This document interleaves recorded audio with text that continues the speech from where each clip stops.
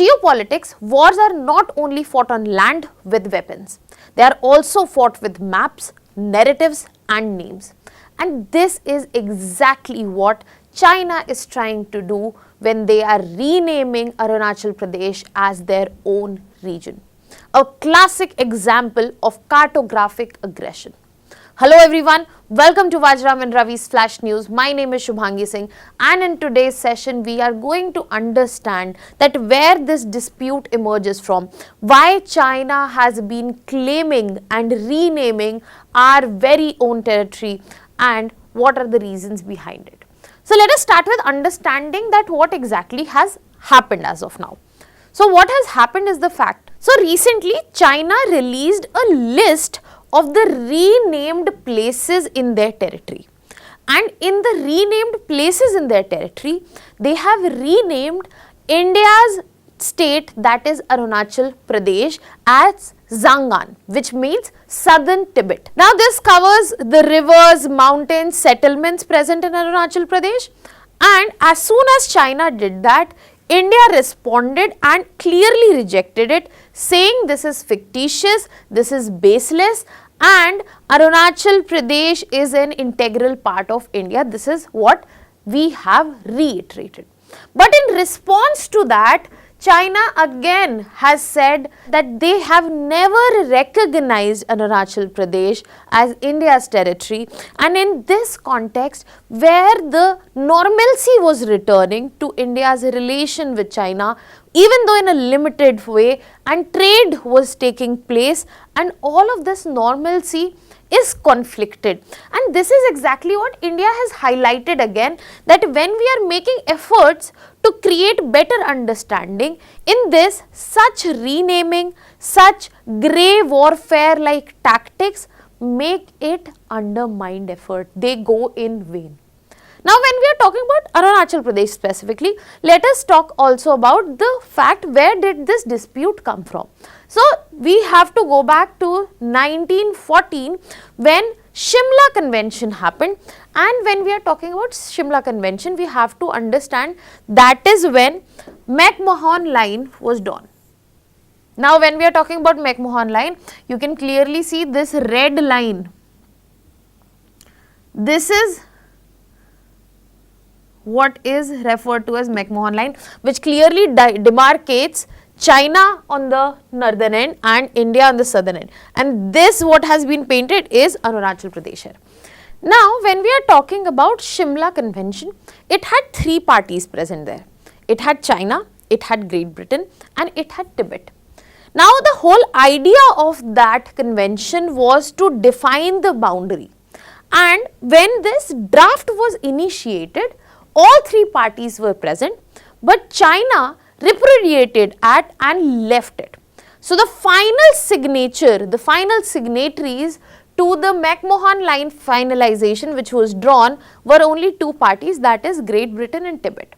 But this convention and the McMahon Line remains the fundamental basis of India's sovereignty, and when we are talking about our own very state, that is Arunachal Pradesh, and that is why India accepts McMahon Line as the legal boundary. But as I said, China did not sign the final agreement, and they said Tibet is not free, that is why they had no right, legal right to sign it. So in this context, China rejects the agreement because Tibet was never sovereign and China was not party to that agreement. Now this was 1914. Now India got independence. India believed that neighbors are going to live in peace and harmony, but that did not unfold the way India wanted, and in 1962 we saw Indo-Sino War. During that particular war, when the ceasefire was called, Chinese withdrew, and this was the line, and you can see it is clearly along McMahon Line. So when we are talking about this particular region, China does not believe McMahon Line is the main legal boundary. They believe this red line that I am going to draw now is the legal boundary as per them, and this is the exact region that they have renamed as Zangang, that is southern Tibet. So Chinese claim line is present here, whereas the legal boundary by India, it's clearly mentioned as McMahon line, and this has been the core dispute. This is not the first time that China has gone ahead and renamed its region. It has happened previously in 2014 and also before. This is how China plays it out, and this is what I mean by cartographic aggression, because this becomes a reason that China is renaming places. So as I was saying, cartographic aggression is the reason. Why it is the reason? The whole idea to rename, then publish it, is to bring normalcy to it. And when you normalize it, you expect that your claim would be consolidated, it would be expected. Your claim will be accepted. This has previously been seen as a strategy by China, be it for South China Sea and now again for Arunachal Pradesh, because this is not a singled out incident. China has stopped a resident of Arunachal Pradesh during transit through their country, claiming that their passport is not valid of India because they are coming from Arunachal Pradesh. Then we have added reasons to clearly believe that this is one way of putting a different style of warfare out in the front, that is setting the narrative. That means when you name it Zangang, it links Arunachal to Tibet. Now once that is linked, there is certain perception of legitimacy. So the whole idea is to consolidate the claim, bring legitimacy to it.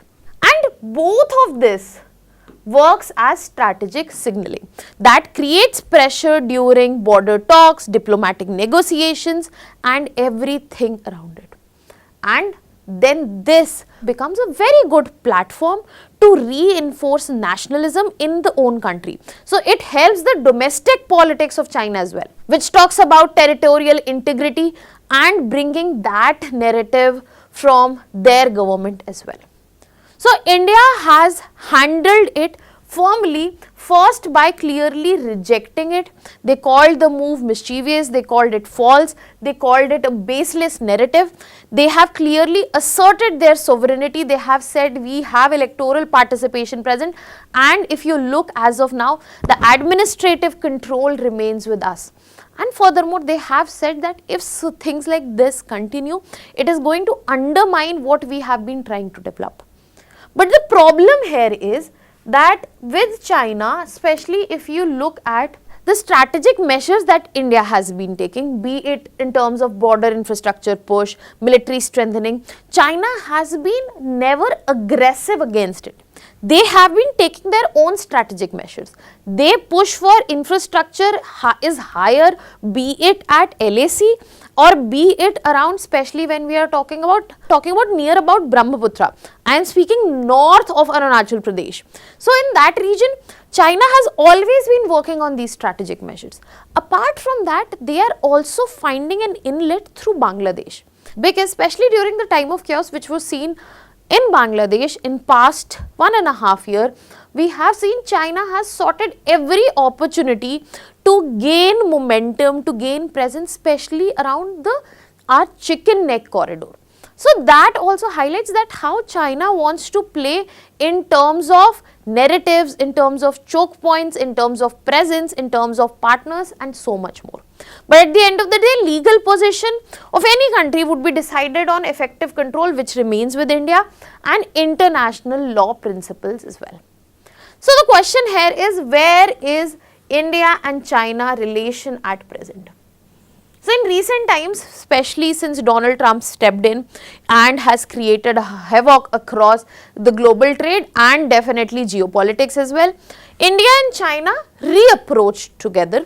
And in this we have seen, especially in 2025, that is last year, certain improvement, because the trade resumed through the Lipula Lake Pass, then the Kailash Mansarovar Yatra resumed, and a lot of build-up has happened, where China has sided with India, especially against the tariffs and a lot. But you always have to remember that when we are looking at China, the grey warfare tactic does not dial down.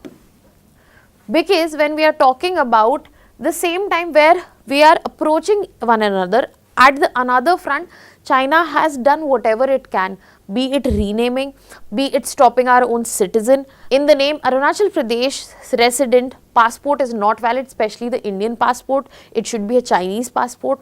So it highlights that China keeps pushing the button, but only as much as it does not become an act of war, because that will drain a lot. So it keeps pushing, keeps checking. And when we are talking about incidents, especially such as Doklam, when we are talking about Galwan Valley, this also show that China is as much active on the front, because they want their claim to somehow, either through force or either through tactics, to materialize. And this is against the sovereignty and integrity of our nation. What are your thoughts on this? Let me know in the comment section, especially on the part where do you think India and China relations are situated at present. Now I'll be leaving you here with a prelims practice question. Let me know the answer in the comment section. That was all from my side. Thank you so much.